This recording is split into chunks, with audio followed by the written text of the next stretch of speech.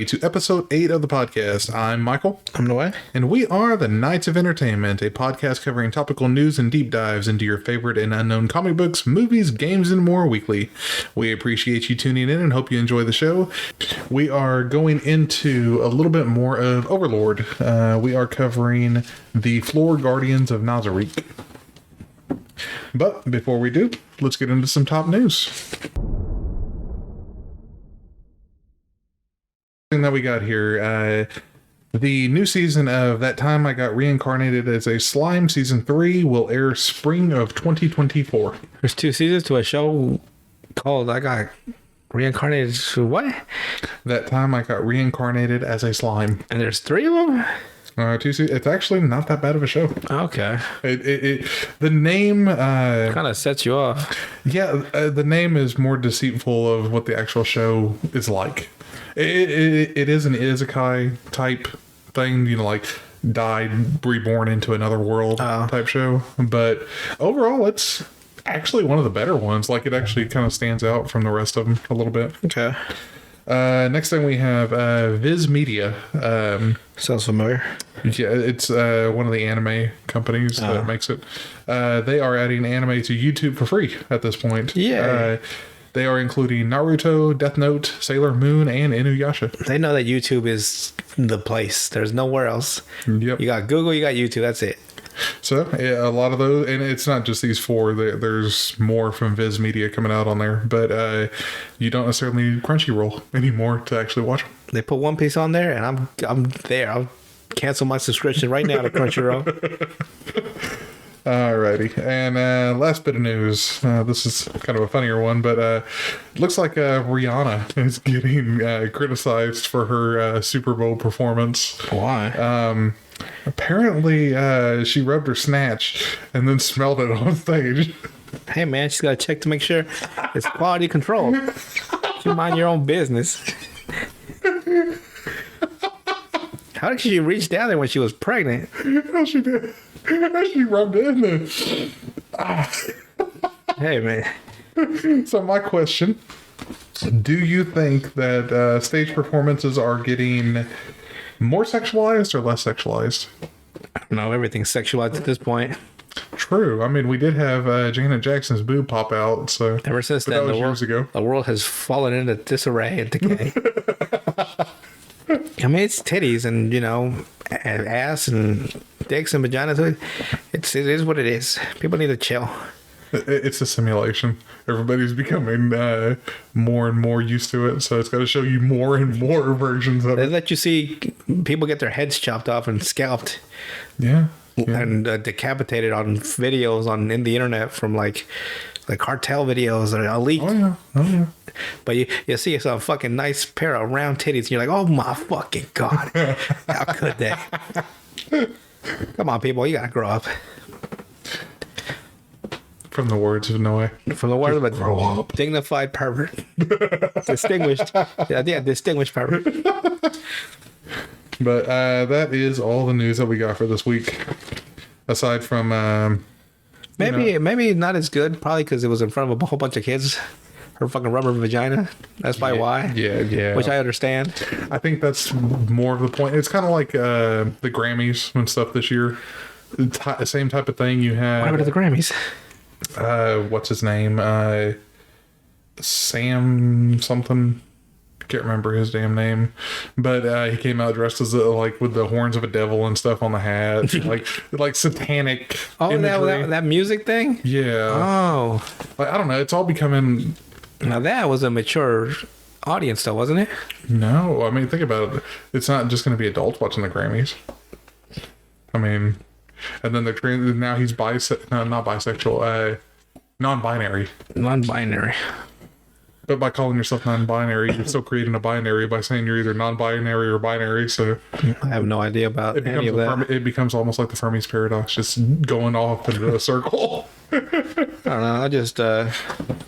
I let people live their life is what I always do. That's why I ignore half of it. It's not worth paying attention to anymore. You can be this, you can be that. Just, not be it on somebody.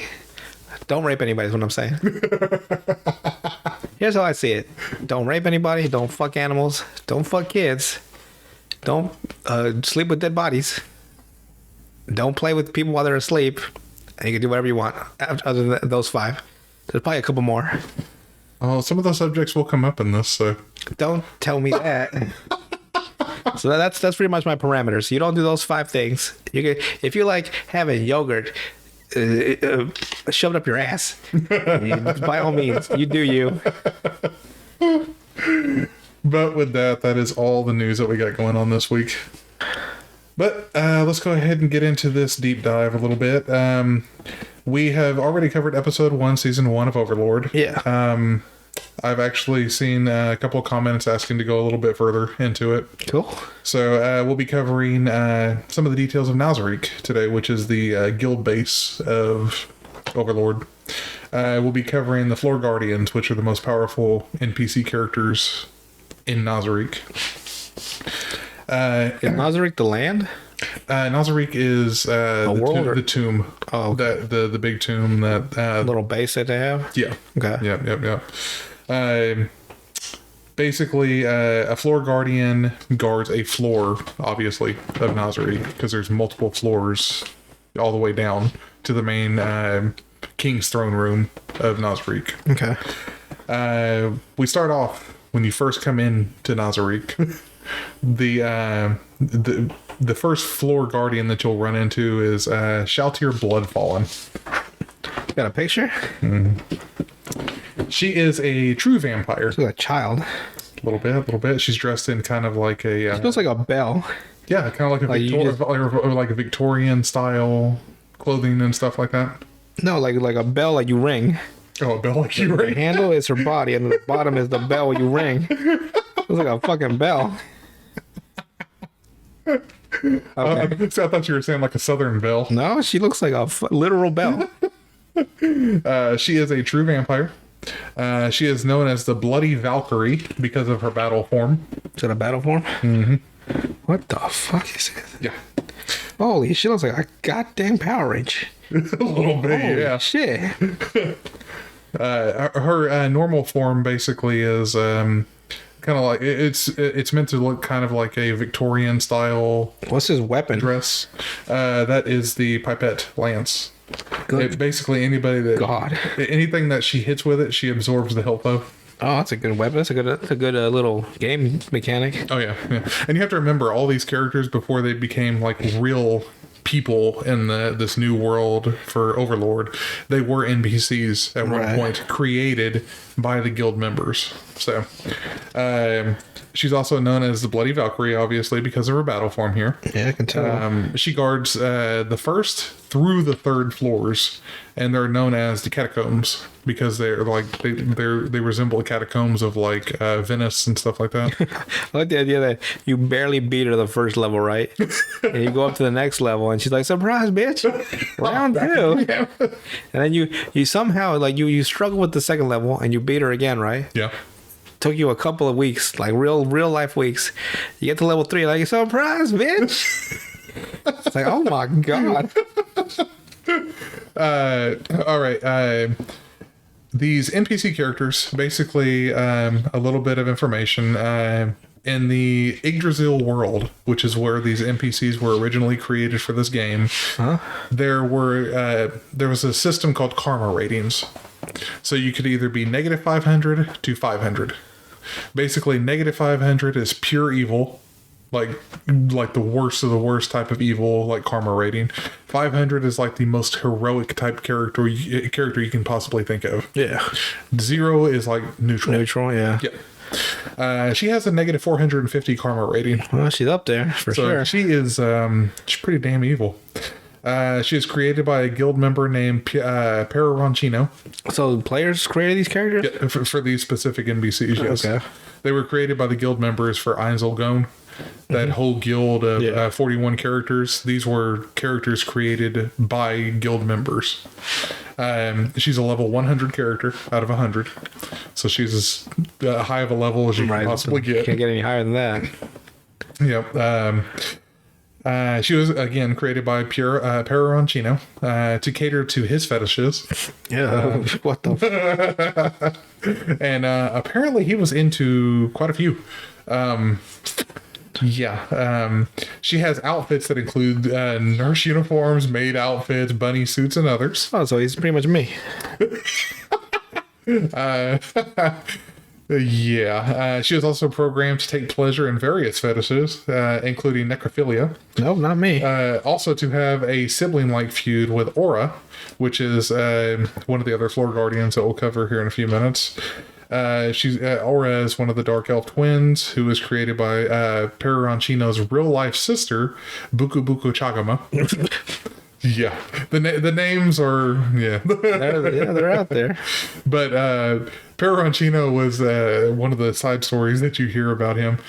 He was into these like hentai type games and stuff like that in the real world. Man after my own heart. So he created Shaltir Bloodfall into cater to those fetishes.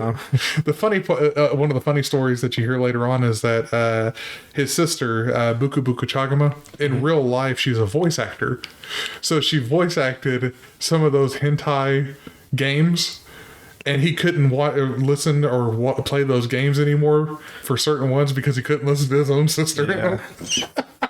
Jesus.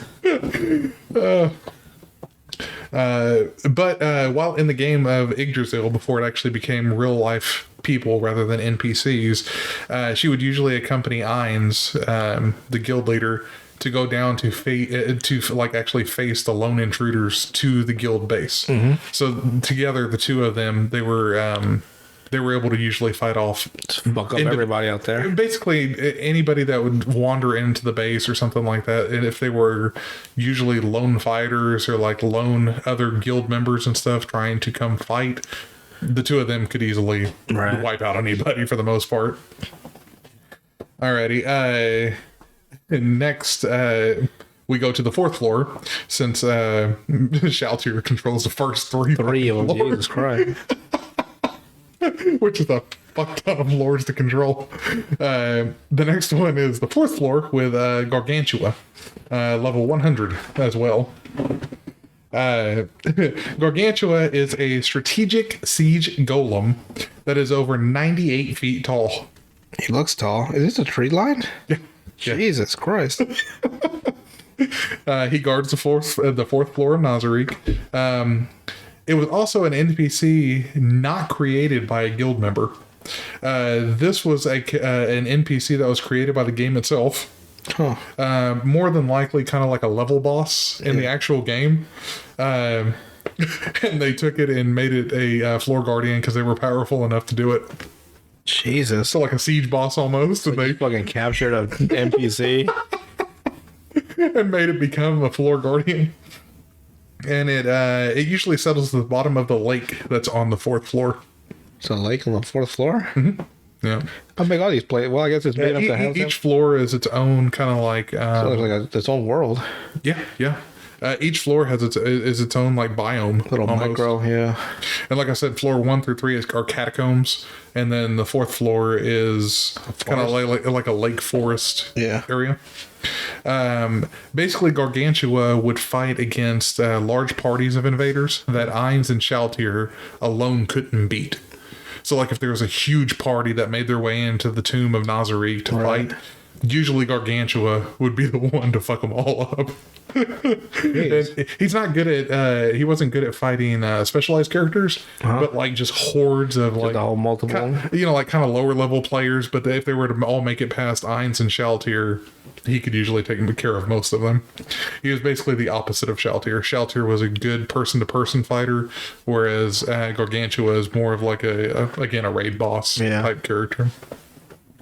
Alrighty, next we go up to the fifth floor with Cocytus. Cocytus. Kind of a good name. Good goofy motherfucker. Cocytus is also a level 100 character. He is named the ruler of the frozen rivers. An insectoid vermin lord. It sure looks like it. He resembles a fusion between a praying mantis and an ant. And he stands over 8 feet tall. God dang. He's the guardian of the fifth floor, and the fifth floor is known as Snowball Earth. So basically frozen Earth. Tundra. Yep. He's technically kind of like an honorable warrior type NPC. He values fighting spirit, the heart of the warrior, kind of like samurai-ish. Oh, so I can just dupe him. Yeah.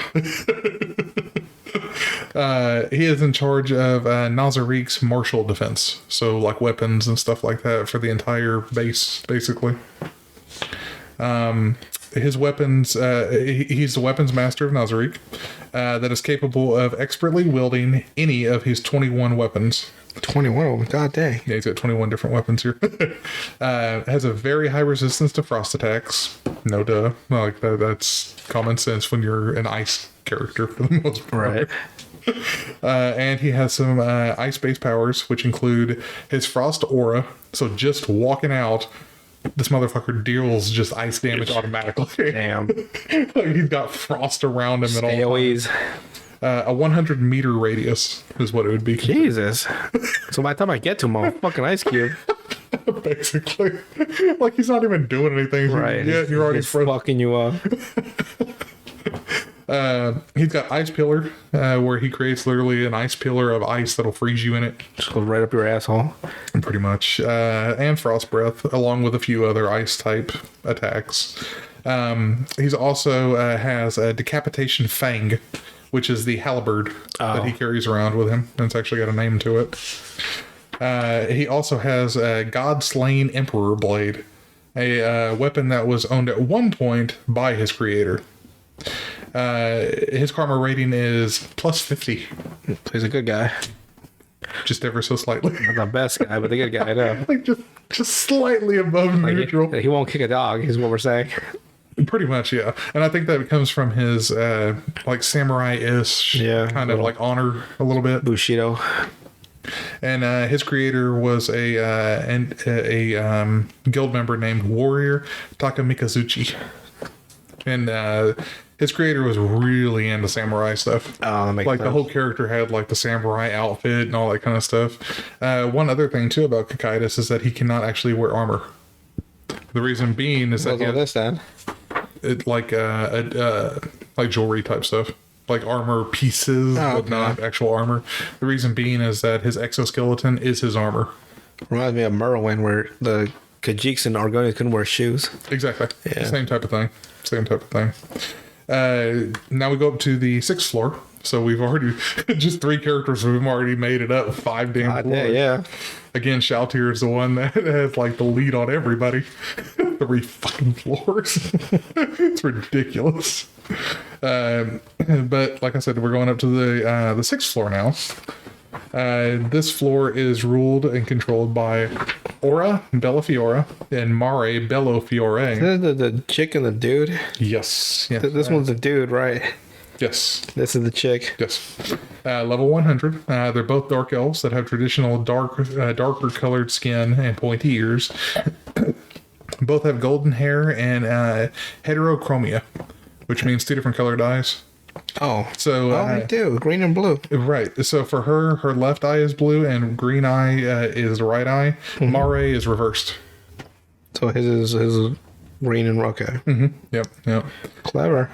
They're both guardians of the 6th floor, as I said, which has the gigantic tree, which is their residence. They live in basically this huge. What's he holding? Looks like he's holding a fucking dry piece of shit. What is this? His staff? A staff. It looks like a long piece of shit he just found. There's also the Colosseum on this floor. I like her weapons. Just these hands. She also has a whip that she fights with. Aura is a tomboy that dresses in boy-like clothes. Yeah, sure looks like she's outgoing and straightforward and blunt and basically dominates over her little brother. Telling him what to do and all that kind of stuff. She also treats Shoutir, the 3 floor controlling guardian. They got antagonism, don't they? Yeah. She treats Shoutir like a little sister, often calling her an imbecile and stuff. Oh, yeah.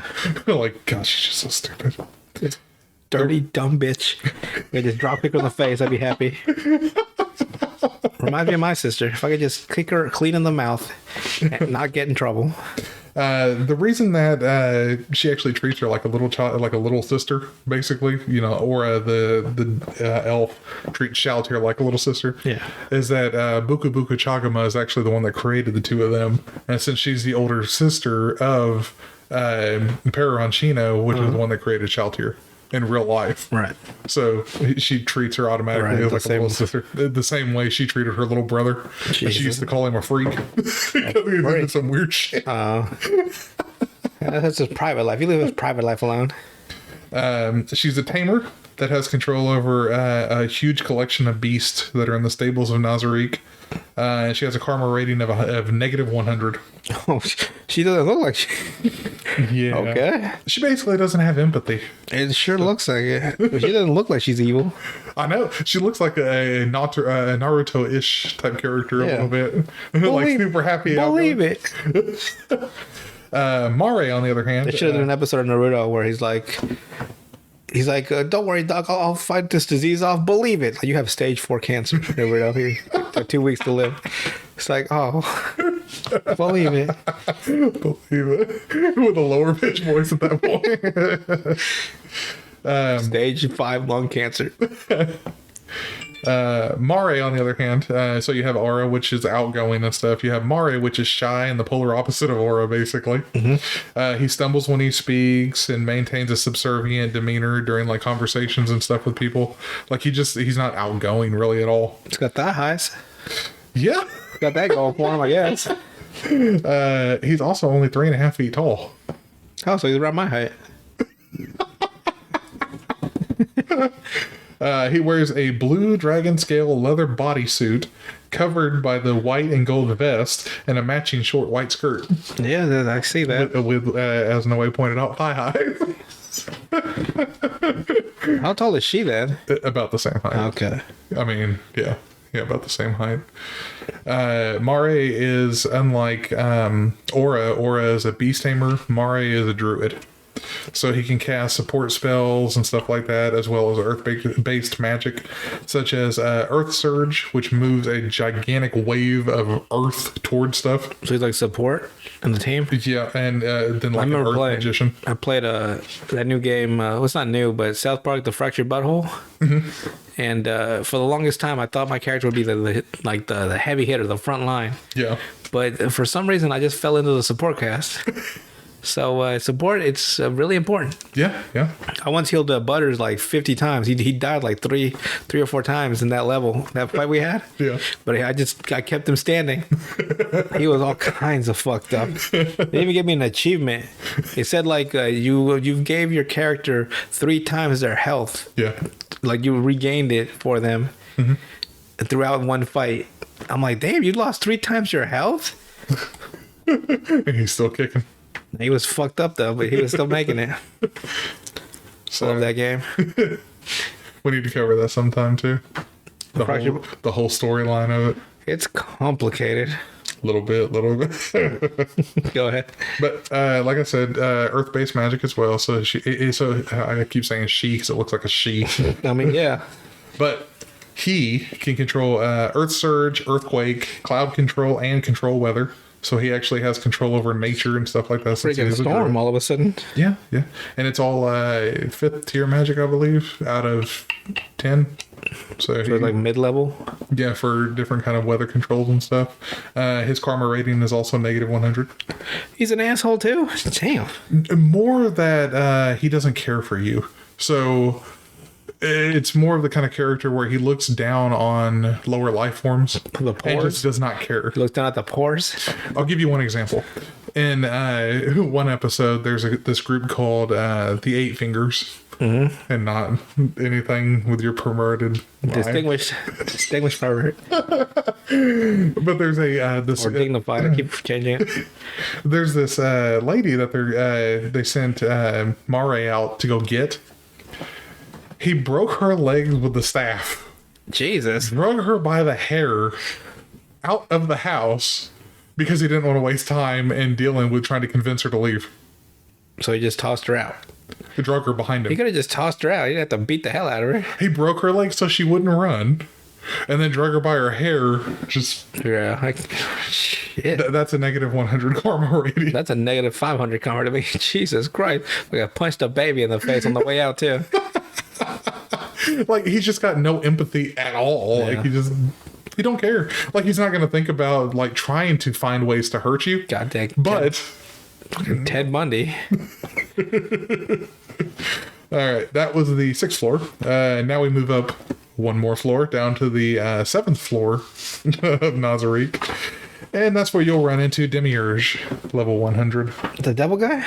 Yeah. I didn't know he had a tail. Yeah. He's a demon with dark skin, neatly combed black hair, and a British red suit. Yeah, he sure does. Yep. He is the 7th floor guardian and is second in control of the floor guardians. So he's... Second. Yeah. Was the vampires the first? No. No? It's a character we'll talk about here in a few minutes. Okay. He's considered to be one of the cruelest members of Nazarick. If I remember the story, this is that one, isn't it? Yeah, that was one of the stories. The story we are referring to is they were trying to find paper to make new scrolls out of in this new world, and Ainz asked him what were they using. He said bipedal sheep. Yeah, which is the people. humans. Yeah. Which is that guy? It gets even darker than that too. Jesus. Like he forced other races to breed together that weren't meant to breed together. He would kill people in a certain group, feed them to another group, and then those other people would be mad at the people eating their friends and family. God. He gets pretty damn dark, to be honest. He takes great joy in the suffering of others, as programmed by his creator, Ulbert. So like an asshole made him. And this guy, Ulbert, he's a player that took the game real far in the RPG of acting as evil as possible. Oh. So like in real life, he wasn't, but his character was meant to be like theatrically evil. So like always like that ultimate bad guy. Or It's hard to be. I don't know about other people. It's hard to be a bad guy It is. in a video game. He took it to that extreme. So whenever he wrote the character and created Demiurge, he didn't know he was going to be real at some point. Oh, so he fucked up on that one. A little bit. Demiurge is 5'11". 5'11". Technically 5'11 and a half. A half. No one cares about a half. Yeah. But like I said, he was pretty damn evil. He is also the commander of the NPC defenses and leads with an almost unmatched intelligence and strategic plans apart for Ainz and Albedo. Yeah. Those are the only two that are technically on his level for intelligence. His abilities include a power called Aspect of the Devil, where he can transform different parts of his body into things that resemble devil type things. So like he has claws, wings, like he can create use Aspect of the Devil and use those certain things whenever he wants. Huh. Which is kind of different for most characters. Oh. So like if he uses Aspect of the Devil wings, he can just have the wings alone. and fly. Okay. Or Aspect of the Devil claws. You get the claws Little on devil hands, yeah. Yep. Yeah. He's basically in Nazarick. He's kind of a jack of all trades fighter as an NPC. So he's not great at everything. Basically, he's good at most things. Just enough to be. Which when you compare him to the New World characters, he's like a god level still, so it doesn't make much of a difference. But whenever he's compared to other characters in Nazarick, the other floor guardians and such, he's not that. Oh, so he's not strong okay. Well, compared to the other ones, That's interesting.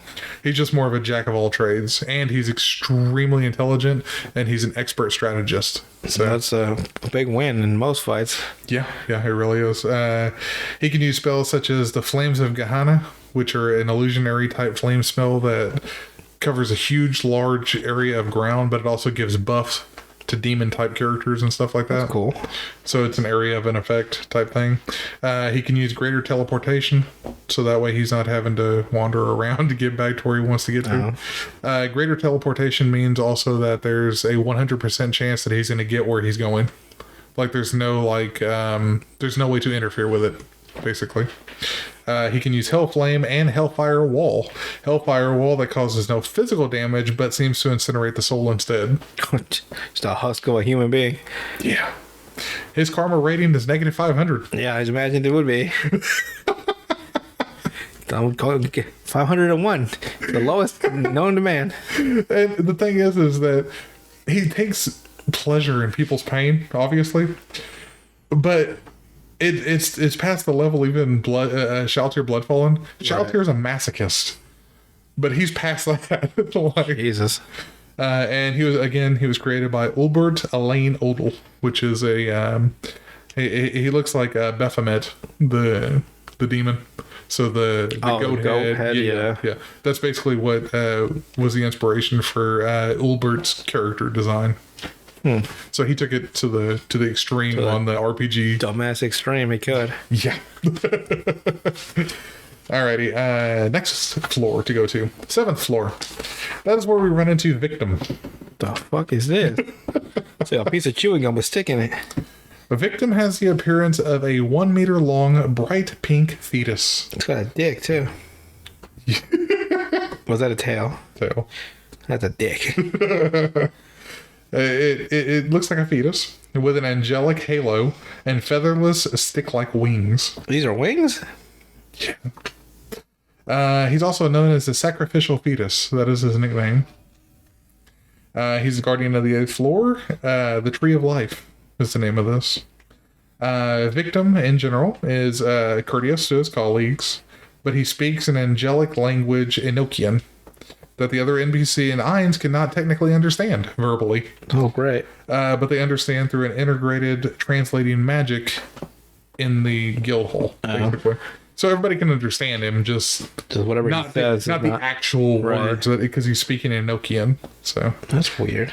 He is said to have played an essential role in halting an invasion force of 1,500 players and NPCs that made it past the 7th floor in Demiurge at some point in the guild's history. Technically, Victim is weak by all statistics, mostly compared to the other Guardians, because the other Guardians are just like OP as fuck. Like god level of it. Yeah. You set them in anything and they're like the actual like final boss for anything, just each one alone. I mean, Shaltir, like I said, 3 floors. Like, come on now. God. But even though he is like statistically weak, his real power is activated upon his death. So they basically, since he's in the game, he was a NPC character, and they were easy to revive. Mm-hmm. You could basically sacrifice him anytime you wanted to. So like a Kenny to me. Yeah, pretty much. And apparently, upon his death, he releases some type of power that's actually to turn back 1,500 players. Oh, is that what he did? Yeah. He played a pivotal role in that, apparently. Just fucking set him on packet, huh? Mm-hmm. His karma rating is +1. Okay, well, I mean, he's not a bad guy. +1. It's not like the Punisher. Like, I ain't bad, but I ain't good. All right, and the last floor guardian that we will cover, the 8th and final floor guardian, Albedo, level 100. She is the waifu of she's that one? Minio Weebs. She is a succubus that is considered to be a beautiful woman with jet black hair and the face of a goddess. She has golden irises with vertically split pupils. She has horns protruding from her temples and a pair of black wings on her waist. She wears a pure white dress and silk gloves and a golden spiderweb necklace. Yeah, it's all here. While in combat, What is this other thing? That is her combat full plate armor. Jesus. Yeah. She holds the title of Guardian Overseer. So she's the one? She's the one over all the other Guardians. Yep. Even over Demiurge and Shaltir. So, yeah. Which is the highest ranking position in Nazarick, aside from an actual real guild member. Yeah. Yep. She's extremely infatuated with Ainz. That was his fucking fault. Yes, it was. Those NPC changes that he made. Right before the game fucking crashed or whatever the hell happened. So he locked everything into place. She's quite assertive with this, and sometimes loses control. Like there's an episode where she almost rapes him. Hey man, some ladies get thirsty and they gotta hate and no. She has so much thirst for Ainz. He's basically her bone daddy. Okay, like that might not actually have a bone. Huh? We don't even know this. I forgot he's not even like human looking. He's like that weird skeleton. No, he's a skeleton. Yeah. Jesus. So unless it's invisible, nobody knows if it even exists. But apparently she doesn't care. So hey man, love knows no bounds. She's also the most vocal when voicing her opinions. Like she's not scared to tell Ainz what she thinks for the most part. All the other guardians for the most part hold their tongue because they don't want to just be disrespectful for the most part. She will. She's known to make calm and collected judgments, and she takes orders from Ainz as a top priority and absolute, and will punish anyone, including the floor guardians themselves. So like Zorro, Yeah, to his Luffy. yeah. So like they're probably the closest relationship I've ever seen in characters. Just the two of them that aren't actually romantically involved. Yeah. They're just that deep. Although with it's a one-sided love interest with Albedo. Like she wants to love him. Come to think of it, I think Oda said that if Luffy asked Zoro to kill one of the Straw Hats, he would. I don't know if that's true or not. Sounds like something he would do though. Well, I mean, he that's infallible, is what Luffy says. But at the same time, it's his fucking crewmates. The only one that he would probably kill is Sanji. Yeah. I think he would. But other than that, I don't know. It's just wild if what he said is true. So yeah, her So she's pretty much his Zoro. pretty much, yeah. Like she will literally like Ainz's say No is questions. final. Like, oh, go punch that baby in the face. Yeah, you got it, boss. Like I'll put it this way: there's in the end of season 1, Shaltir and Ainz are fighting. They actually go all out because Shaltir becomes mind controlled in the series, and he goes to go fight her, and Ainz tells Albedo he's going alone because he doesn't know like if there's other like actual real people there. He doesn't know who's doing this to Shaltir, right? Right. So he tells her it's like I'm going alone, and that's basically final. She basically she makes it so that Demiurge doesn't go help him because Ainz's word was final for the whole thing. Oh, so what he said was okay. Because otherwise, Demiurge would have taken a group of people with him to go back him up. Well, yeah, because he's a smart motherfucker. There's no goddamn way. You always have a sniper in the outskirts watching the meeting. And with Albedo, technically, the only person smarter than her is Demiurge. Like, she's an extremely intelligent person, too. Oh, is she? Okay. So out of the three, it's if you were to go in order, it'd probably be strategically, it'd be Demiurge. Most other things, it would be Albedo. Huh. Like, they're extremely intelligent. Right. And then you have Ainz, sometimes they're just sitting there like, what the fuck are they talking about? Just dumb as fuck. Albedo boasts the highest defensive power of all the NPCs in Nazarick. So she's basically the tank of the entire place. It's boosted even further when she has her Hermes Trismegistus armor, which is the black armor. Oh, that black stuff? Yep. She also has a skill which allows her to transfer any damage she suffers to her armor instead of her, making her basically even able to withstand super tier magic, which is above 10th tier. Damn. So super tier. The only thing above that is Duper tier. World tier, I believe.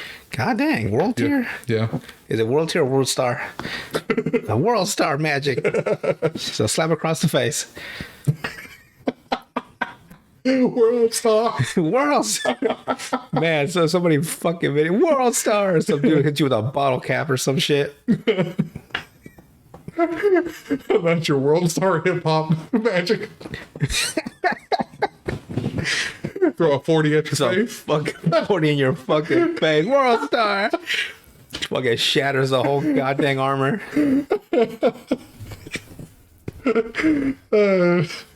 That's funny. Her other skills and magic include she can summon a mount. She usually summons a bicorn, which is basically an evil unicorn. Oh, well, evil unicorn. Yep. So yeah, I'm evil. The thing with that, though, is that since she's a succubus, technically she should be able to use one, but she's never done it. So she can't actually use the bicorn itself to get on it, because it only allows impure women to use it as a Impure, mount. so she's still a virgin? Yeah. Oh. Damn, no wonder she's sipping so fucking hard. Bro got backed up thirst. There's an episode where basically Ainz gives all the NPCs like the day off to relax. Right. It's kind of like a little bit of a filler part of an episode. Good old fillers. Yeah, but you have Shaltir basically laughing at Albedo during that because Shaltir has sex all the time. At least with her vampire minions. God, you got minions, Jesus. Yeah, where Albedo, I'm a virgin. Getting that orgy down, Jesus Christ. So it's basically, since she can't ride the bicorn, she basically has it as a defensive animal that can help defend. Hell, just put a saddle on the side and use it like a sled. Yeah, like it'll have it running, but you put some little wheels in it, or a wagon. Put a wagon behind it. Come on now, you're smart. You figure it out. She can also use item destruction to actually just destroy shit. Like, Imagine having a fucking level 100 item you took 200 hours to find, and shit fucking disintegrates in your hand. Yeah, and she can just destroy it. I'd be fuck yeah, live it. She'd be getting these hands for sure. She also has a skill called Walls of Jericho, but The walls of Jericho from fucking WWE. that would be funny. They got the goddamn walls of Jericho. No, this is more like the biblical Walls of Jericho. His was biblical too. Like if you got you on the walls of Jericho, be begging for God, please, Jesus. She has a negative 500 karma rating. God dang. She basically puts on the face of a dignified, beautiful woman, but you piss her off and you can hear the mask crack. Oh, And you don't want to get on her bad side, basically. Her creator was a person named Tabula Smaragdina. He created three of them, basically. You have Albedo and her two sisters. So you have Rubedo, and I can't remember the other girl's name, but the other girl has like a fucked up face and a pair of gigantic scissors. Jesus. Negretto is the, but it follows basically. He named him after that due to the alchemy type thing. Mm-hmm. So you have Negretta, which is the first series, which is black. Then you have Albedo, which is white. And then you have Rubedo, which is the red, so like the Philosopher's Stone. Basically turns red. So you have the three sisters, and Rubedo is the most powerful of all NPCs in the entire Nazarick. Well, damn. Which is even more powerful than all 41 of the guild members, too. Individually, anyway. Oh, goes right together. So apparently, the theory for that is that to create Rubedo, the NPC, they used a world item to do it, and they did it in such a way that it can't be really duplicated in that game. Like they found that cheat to create a character that Or like some mod that's just like some bit of like game code that can't be replicated, probably. pretty much, yeah. Like they found a way to do it that nobody knows how they did it. Ain't that wild? But that is the 8th floor guardians. If anybody wants, we can also cover the area guardians and the other NPCs within Nazarick, because Might as well. there's a lot of characters involved. We can go through it all. We can do it all, baby. But that is all for the floor guardians of Overlord. That's it for Overlord for today. It's a lot of information. Yeah. Make sure you digest it, enjoy it, and then come back for more. So I guess now we go down to the good old Urban Dictionary. Urban Dictionary. Waiting for them to call us up like, hey, stop using our fucking shit. I'm waiting for that call. I mean, it's an open source, isn't it? So doesn't that mean it's public? Nobody needs to look into that and see. Well, I think it's like public domain, isn't it? If it's got public entries, I would assume so. Well, if they do call us up, we have to find something else to talk about. I'll be looking up porn fucking titles. Category? Yeah, titles and shit. Hey, we gotta do it here. We call it Trendy Train 9. Like, it's all about... Okay. So this was uploaded by Big Dick 2. I guess hey man, I just read them. On March 6, 2014. Tristan gargles everyone's balls.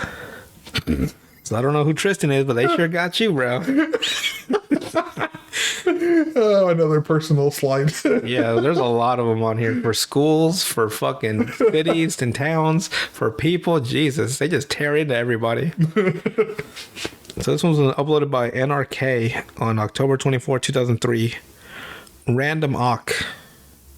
A white suburbanite household cat that masturbates in my mayonnaise while I'm in the living room eating peanut butter with a knife. That's a little oddly fucking specific. That's an oddly specific thing that must have happened to some poor bastard. Oh, by the way, if I say some of these and they're offensive or derogatory, I'm sorry. I had no idea. I'm just picking random words. I don't mean to offend anybody. Yes, Susan that called in and said he wasn't Mexican. Yeah, what the hell? That Mexican thing I was talking about. I am Mexican. I can talk about Mexicans. All right, so uploaded by Phil E. on October 31st, 2007. Drunken firefighter. When your girl is sleeping naked, you light her pubic hair on fire. Once she wakes up, you yell, "I'll put it out," and then piss in her face. Blame it on being drunk. Jesus Christ, people, come on now.